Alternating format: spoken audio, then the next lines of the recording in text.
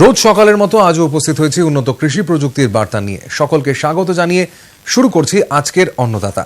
আমাদের রাজ্যে যে সমস্ত ফলের চাষ হয় তার মধ্যে একটি নতুন সংযোজন হলো স্ট্রবেরি। শীতকালের এই ফলটি রাজ্যের বিভিন্ন এলাকায় বিক্ষিপ্তভাবে চাষ করা হচ্ছে। এই ফলটির চাষ আরও বেশি এলাকা জুড়ে করার জন্য চাষিদের উৎসাহ দেওয়া হচ্ছে। উত্তর 24 পরগনা জেলার বারাসত ব্লকের কৃষক আব্দুর বাছার সবজি চাষ ছেড়ে এখন স্ট্রবেরি চাষ করছেন। তিনি এই ফলটির চাষে তার অভিজ্ঞতার কথা শোনালেন। আগে আমরা সাধারণত সবজি চাষ করতাম এই জমিগুলোতে। এই সবজি চাষে তেমন কোনো লাভ ছিল না, যার জন্য আমরা স্ট্রবেরি নিয়ে চিন্তা ভাবনা করি এবং এবছরে আমি স্ট্রবেরি শুরু করেছি। আমার 15 কাঠা জমিতে আমি স্ট্রবেরি লাগিয়েছি, 6000 গাছ লাগিয়েছি। এই জমি তৈরির ক্ষেত্রে আমি প্রথমে এতে ভার্মি কম্পোস্ট এবং গোবর সার ইউজ করি। গোবর সার ইউজ করার পরে সেইটাকে খুব ভালো করে জমিটাকে চাষ দেওয়া হয়। অন্তত 3 থেকে 4 বার জমি চাষ দেওয়া হয় এবং মাটিকে খুব ঝুরঝুরে মাটি তৈরি করা হয়। তারপর এটাতে বেড তৈরি করা হয়। বেড তৈরির সময় আমি মাল্চ পেপার ইউজ করি। এটা 30 মাইক্রনের মাল্চ পেপার আছে। এর এক সাইডে সিলভার কালার এবং উল্টো সাইডে ব্ল্যাক। তো ব্ল্যাক সাইডটা আমি ভিতরের দিকে রেখেছি এবং সিলভারটা উপরে রেখেছি। একটা থেকে আরেকটা গাছের ডিস্টেন্স 1 ফুটের ডিস্টেন্স রেখেছি এবং একটা ছোট ছোট করে হোল তৈরি করা হয়েছে, গর্ত করা হয়েছে। এই গর্ততে গাছ বসানো হয়েছে। এতে বসানোর সময় আমি ভার্মি কম্পোস্ট দিয়ে গাছ বসাই। এতে অনেক পরিমাণ সারের পরিমাণ খুব কম লাগে এবং গাছের ফলটাও ভালো হয়, অনেক দিন ধরে ফল পাওয়া যায়। 6000 গাছ লাগিয়েছি। গাছ আমি নিয়ে এসেছি পুনা থেকে।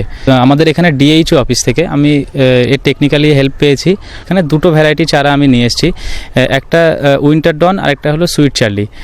উইন্টার ডন সেটা প্রোডাকশন খুব ভালো, আর সুইট চার্লির এর শেপটা খুব সুন্দর হয় এবং একটা সুন্দর সেন্ট থাকে এই সুইট চার্লিতে। প্রোডাকশন দুটোরই ওভারঅল খুবই ভালো। অক্টোবর মাস নাগাদ গাছ বসানো হয়েছিল।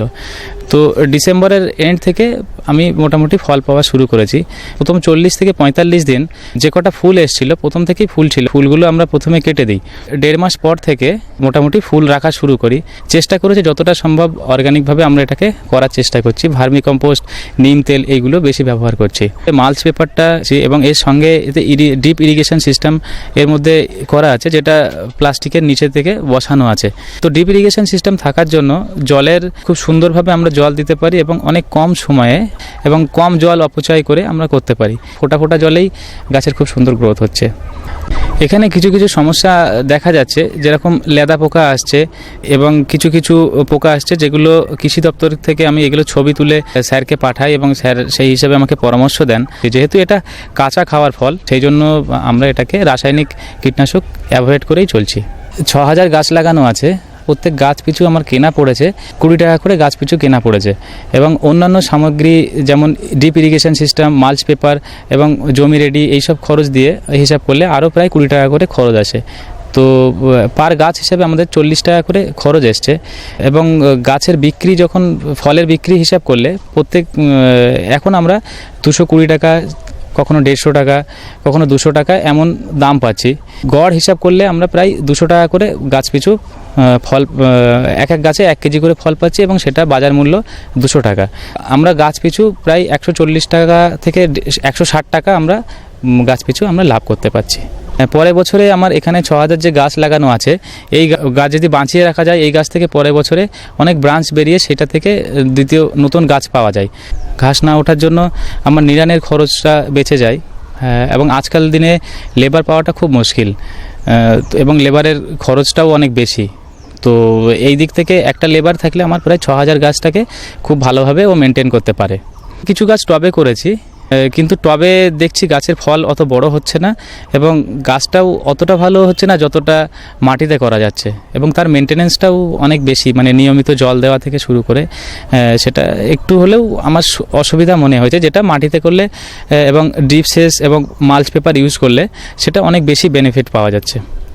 ডিসেম্বরে 15 তারিখের পরই আমার ফল ওঠা শুরু হয়েছে।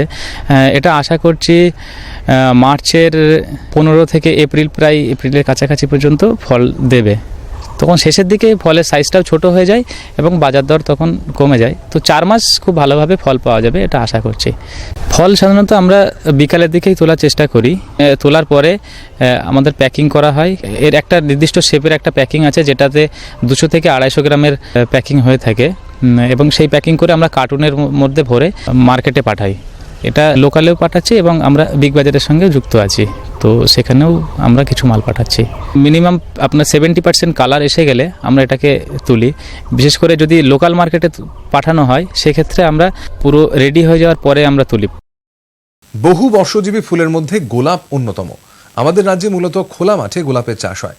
উৎকৃষ্ট গুণমানের ফুল এবং ভালো উৎপাদন পেতে হলে সুসংহত পরিচর্যার দরকার। নদিয়া জেলার রানাঘাট 2 নম্বর ব্লকের চাপড়া গ্রামের প্রগতিশীল ফুল চাষী সুকুমার প্রামাণিক এবছর 1 বিঘা জমিতে গোলাপের চাষ করেছেন। ভালো ফুল পেতে তিনি কিরকম যত্ন নিয়ে থাকেন সেই বিষয়ে তিনি তার অভিজ্ঞতা জানালেন।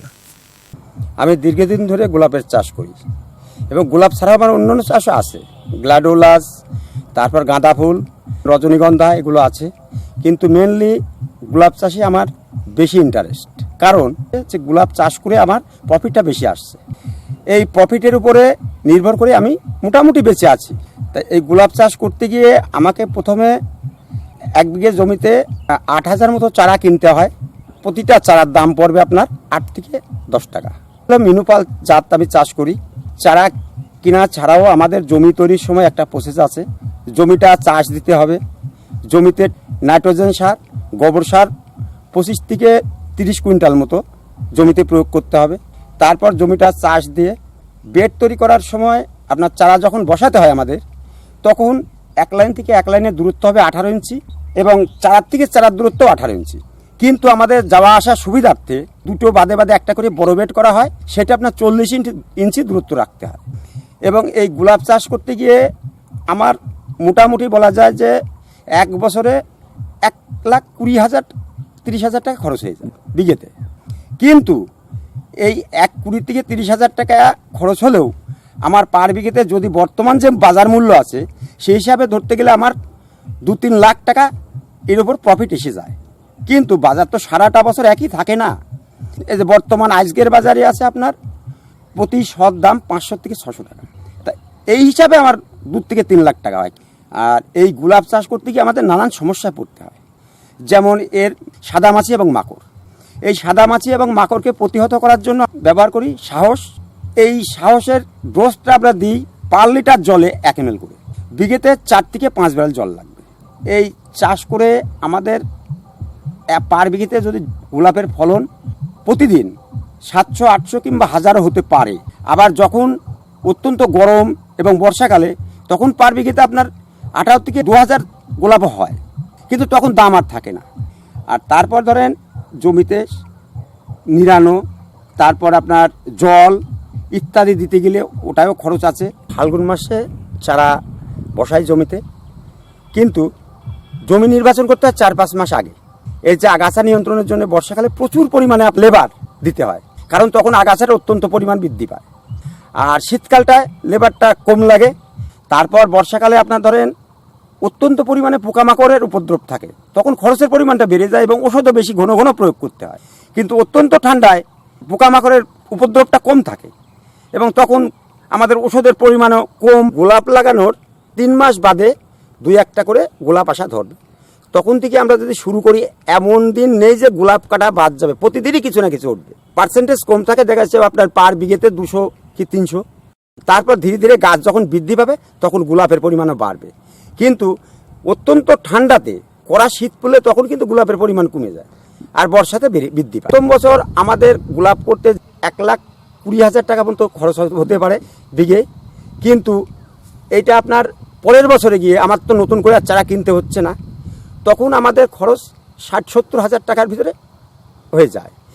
এবং তখন কিন্তু প্রথম অবস্থায় আমাদের সব থেকে খরচ বেশি আসে। আর এই চারাটা রোপণ করার পরে আমাদেরকে মোটামুটি 5-6 বছর আমরা এই জমিতে রাখতে পারি, একই জমিতে গোলাপ গাছ। 5-6 বছর বাদে আবার নতুন করে ওটা বাদ দিয়ে নতুন করে আমাদের নির্বাচন করতে।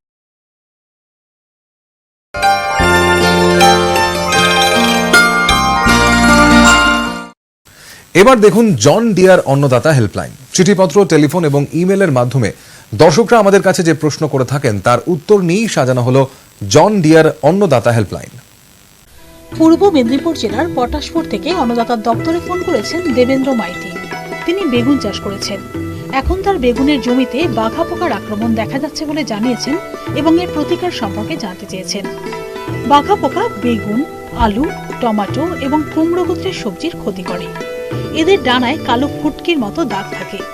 এই পোকার পূর্ণাঙ্গ কীট এবং অপূর্ণাঙ্গ গ্রাফগুলি পাতার সবুজ অংশ চেঁচে খায়। এর ফলে পাতার সবুজ কণা বাদে শুধু জালিকা দেখা যায়। এই পাতা কঙ্কালসার হয়ে পড়ে এবং ক্রমশ শুকিয়ে যায়, কাগজের মতো মচমচে হয়ে পড়ে। বাঘা পোকার আক্রমণে গাছের খাদ্য উৎপাদন প্রক্রিয়া ক্ষতিগ্রস্ত হয়, গাছ দুর্বল হয়ে পড়ে এবং ফলন কম হয়। মোটামুটিভাবে দেখা গেছে গরমকালে 17 থেকে 18 দিনের মধ্যে এবং শীতকালে 50 দিনে পোকাটি জীবনচক্র সম্পূর্ণ করে। মার্চ থেকে অক্টোবরের মধ্যে বাঘা পোকার 7 থেকে 8টি প্রজন্ম সম্পূর্ণ হতে পারে। এই পোকার নিয়ন্ত্রণে সুসংগত ব্যবস্থা নিতে হবে। ফসল চক্রে পরপর বেগুন বা কুমড়ো গোত্রের সবজি চাষ করা চলবে না। জমি তৈরি করার সময় যদি মাটিতে একর প্রতি 200 কেজি হারে নিমখোল প্রয়োগ করা হয় তাহলে পোকার উপদ্রব কম হয়। স্থানীয় সুপারিশ মেনে সঠিক দূরত্বে বেগুনের চারা লাগাতে হবে। গাছের খাদ্য যোগান দেওয়ার ক্ষেত্রে সুসংগত পন্থা অবলম্বন করতে হবে। জমিতে আগাছা রাখা চলবে না, নিয়মিত জমি পরিদর্শন করতে হবে। পাতায় পোকার উপস্থিতি দেখা মাত্র যান্ত্রিক উপায়ে এই পোকাকে হাত দিয়ে তুলে নষ্ট করা যেতে পারে। বেগুনের জমিতে পাখি বসার ব্যবস্থা রাখতে হবে। ভেষজ কৃষিবিষ হিসাবে 10,000 ppm এর নিমজাত কৃষিবিষ 2 থেকে 3 মিলিলিটার প্রতি লিটার জলে গুলে স্প্রে করা যেতে পারে। রাসায়নিক উপায়ে কীটশত্রুটিকে নিয়ন্ত্রণ করতে এই সব বিষগুলো ব্যবহার করতে হবে। ক্লোরোপাইরিফস 2.5 মিলিলিটার প্রতি লিটার জলে অথবা ডাইক্লোরোফস 0.75 মিলিলিটার প্রতি লিটার জলে অথবা ফোসালোন 2 মিলিলিটার প্রতি লিটার জলে অথবা কুইনালফস 2 মিলিলিটার প্রতি লিটার জলে অথবা নোভালিউরন 1 মিলিলিটার প্রতি লিটার জলে অথবা ল্যামডা সাইহ্যালোথ্রিন 1 মিলিলিটার প্রতি লিটার জলে অথবা থায়োডিকার্ব 1 গ্রাম প্রতি লিটার জলে অথবা ইন্ডোস্কাকার্ব 1 মিলিলিটার প্রতি লিটার জলে অথবা স্পাইনোসাইট 1 মিলিলিটার প্রতি লিটার জলে। একের বেশিবার যদি রাসায়নিক কীটনাশক প্রয়োগ করতে হয় তাহলে কোনো একটি কীটনাশক নয়, এগুলি ঘুরিয়ে ফিরিয়ে প্রয়োগ করতে হবে। গোপালনকে লাভজনক করে তুলতে হলে প্রাণীর স্বাস্থ্যের দিকে একজন প্রাণী পালকের অবশ্যই নজর দেওয়া উচিত। বেশি দুধ দেওয়া গাভীর অনেক সময় দুগ্ধ জ্বর বলে একটা রোগ হয়। গাভী বাচ্চা প্রসবের পর সাধারণত 72 ঘন্টার মধ্যেই শরীরে ক্যালসিয়ামের ঘাটতিজনিত কারণে মারাত্মক দুধ জ্বর রোগে আক্রান্ত হতে পারে। দ্রুত চিকিৎসা শুরু না হলে গাভীর মৃত্যু পর্যন্ত হতে পারে। এই দুধ জ্বর রোগের কারণ এবং প্রতিকার সম্পর্কে বিস্তারিতভাবে জানালেন মালদা জেলার হবিবপুর ব্লকের বিএলডিও ডক্টর তুষার কান্তি বণিক। বেশি দুধ দেয়া গরুর বাচ্চা হওয়ার পরবর্তীকালের একটি গুরুত্বপূর্ণ রোগ হলো মিল্ক ফিভার বা দুধ জ্বর। এই রোগটাতে আসলে গরুর শরীরে তাৎক্ষণিকভাবে ক্যালসিয়ামের ঘাটতি হয়ে যায়। ঘাটতিজনিত কারণেই কিন্তু মিল্ক ফিভার বা এই দুধ জ্বর রোগটির সৃষ্টি হয়। বিশেষ করে দেখা যায় যে বেশি দুধ দেওয়া যে গরুগুলো আছে তাদের এই রোগটা বেশি হয়। যে সমস্ত গরুর বয়স 5 বছর বা তার বেশি তাদের ক্ষেত্রে এই রোগের প্রাদুর্ভাব বেশি দেখা যায়। আবার এও দেখা যায় যে শঙ্কর জাতের যে জার্সি গরুগুলো আছে তাদের মধ্যে এই রোগের প্রাদুর্ভাব বেশি হয়। আমরা সাধারণত জানি যে একটা গরুর শরীরে 8 থেকে 12 মিলিগ্রাম প্রতি ডেসিলিটার রক্তে ক্যালসিয়াম থাকে। বাচ্চা হওয়ার পরপর গরুর যে প্রথম দুধ সেই দুধের সাথে প্রচুর পরিমাণে ক্যালসিয়াম বেরিয়ে যায়। বাচ্চা হওয়ার পরপর অনেক মানুষেরই অভ্যেস আছে এরকম যে সমস্ত দুধ পালান থেকে টেনে বের করে নেওয়ার পরপর দেখা যায় যে শরীরে তাৎক্ষণিকভাবে কিন্তু ক্যালসিয়ামের প্রচুর ঘাটতি হয়ে যায়। বিশেষ করে এই রোগটি শীতকালে বেশি হতে দেখা যায়। এই রোগের যে লক্ষণগুলো, দাঁড়াতে পারছে না, হাঁটতে গেলে পেছন দিকটা টাল খাচ্ছে, খাবার দাবার কমিয়ে দেয় এবং এই সময় খানিকটা উত্তেজনাও দেখা যায়। অনেক সময় বেঁধে রাখলে চারদিক ঘুরতে থাকে, এরকম পরিস্থিতি হয়। তারপরে পরে দেখা যায় যে গরুটা শোয়া থেকে আর উঠতে পারছে না, বুকের উপর ভর দিয়ে গরুটা বসে থাকে এবং দেখা যায় গরুর পায়খানা প্রস্রাব বন্ধ হয়ে যায়, গরু খাবার খায় না এবং পেছনের দিকের মাংসপেশিগুলো দেখা যায় হালকা হালকা করে কাঁপছে, এরকম দেখা যায়। এবং তার পরবর্তীতে দেখা যায় কি যে গরু ঘাড়টা একদিকে বাঁকা করে দেয়, ঘাড় বাঁকা করে মাথাটা অনেকটা পেটের উপরে রেখে দেয়। ঘাড়টাকে যদি সোজাও করা যায় দেখা যায় যে সোজা হতে চায় না, অনেকটা ইংরেজি এস অক্ষরের মতো একটা ভাঁজ দেখা যায়। এর পরবর্তীকালে দেখা যায় যে গরুটা আর বুকের উপরেও বসে থাকতে পারে না, তখন গরু মাটিতে টান টান হয়ে শুয়ে পড়ে থাকে, তাকে ঠেলেও তোলা যায় না, শুধুমাত্র দেখা যায় শ্বাস প্রশ্বাস চলতে থাকে। গরু কোনো উত্তেজনায় কোনো রকমের কোনো সাড়া দেয় না, হাত পা ঠান্ডা হয়ে যায় গরুর এবং দেখা যায় যে অনেক ক্ষেত্রেই যে গরুর পায়খানার দ্বারটা খুলে থাকে, পেট ফুলে যায়, পায়খানা হয় না, শ্বাস প্রশ্বাসের সময় বিশেষ বিশেষ ধরনের শব্দ ঘড়ঘড় ঘড়ঘড় শব্দ হতে থাকে এবং এই অবস্থায় গরু বেশি সময় বেঁচে থাকতে পারে না। তো এই ধরনের সমস্যা যখন হবে প্রাণী চিকিৎসকের পরামর্শ মতো যদি অতি দ্রুততার সাথে যদি তাকে চিকিৎসা করা যায় তাহলে কিন্তু এই মিল্ক ফিভার রোগের হাত থেকে গরুকে বাঁচানো যায়। এবং এর যে কার্যকরী ওষুধ সেটা হলো ক্যালসিয়াম। সেই ক্যালসিয়ামটা ইঞ্জেকশনের আকারে গরুর শিরাতে যদি প্রয়োগ করা যায়, সেটা হলো 1 গ্রাম প্রতি 45 কেজি ওজনের জন্য। এই হিসাবে গরুর শিরাতে স্যালাইনের মাধ্যমে সেটাকে প্রয়োগ করতে হয়। প্রয়োগ করার পরে দেখা যায় 1 থেকে 2 ঘন্টার মধ্যেই আক্রান্ত গরুটা আস্তে আস্তে কিন্তু সুস্থ হয়ে ওঠে এবং একটা সময় গরু উঠে দাঁড়িয়েও যায়। এর পাশাপাশি যে গরুকে কিছু ওই ফসফরাস জাতীয় যে ইঞ্জেকশনগুলো সেগুলো দেওয়ার প্রয়োজন হয়। ক্যালসিয়ামের ঘাটতির সাথে অনেক সময় ম্যাগনেসিয়ামের ঘাটতিও গরুর শরীরে দেখা যায়। সেক্ষেত্রে ক্যালসিয়াম এবং ম্যাগনেসিয়ামের যে মিশ্রিত যে স্যালাইনগুলো পাওয়া যায়, ক্যালসিয়াম ম্যাগনেসিয়াম থাকা যে স্যালাইনগুলো, সেগুলো প্রয়োগ করে সুফল পাওয়া যায়। অবশ্যই প্রাণী চিকিৎসকের পরামর্শ মতো এই কাজগুলো করতে হবে। এই রোগটা প্রতিরোধের দিকে আমাদের কিন্তু নজর দিতে হবে। গরুর যেটা গাঁজলা দুধ বা শাল দুধ বলে, দুয়ে নিয়ে সেটাকে অনেক ক্ষেত্রে মানুষ ফেলে দেয়। সেটা না করে কিন্তু বাচ্চাকে খেতে দিতে হবে, ফেলা তো যাবেই না। আরেকটা জিনিস কি, যে সম্পূর্ণ দহন করা উচিত নয়, সম্পূর্ণ দুইয়ে দুধটাকে বের করতে হবে না, অসম্পূর্ণ দহনই এক্ষেত্রে একমাত্র করণীয়। বাচ্চা হওয়ার আগের দিন যদি গরুটাকে আয়নিক যে ক্যালসিয়ামগুলো বাজারে কিনতে পাওয়া যায়, সেই ক্যালসিয়ামগুলো যদি একটা শিশি খাওয়ানো যায় এবং বাচ্চা হওয়ার দিন একটা এবং বাচ্চা হওয়ার পর দিন যদি আরেকটা খাওয়ানো যায়, তাহলে কিন্তু ক্যালসিয়ামের ঘাটতিজনিত এই সমস্যার হাত থেকে গরুকে কিন্তু বাঁচানো যায়। গর্ভাবস্থার শেষের দিকে গরুকে ওই ক্যালসিয়াম না খাইয়ে আমরা যদি তাকে ওই ঋণাত্মক আধানযুক্ত অনেকগুলো লবণ বাজারে কিনতে পাওয়া যায়, যেগুলোকে অ্যানায়নিক সল্ট বলা হয়, সেই ওষুধগুলো যদি খাওয়ানো যায় গরুকে গর্ভাবস্থার শেষের অন্তত 20-21 দিন যদি তাকে নিয়মিত যদি খেতে দিই, তাহলে কিন্তু সেই গরুটার কিন্তু আর দুধ জ্বর হওয়ার সম্ভাবনা থাকে না।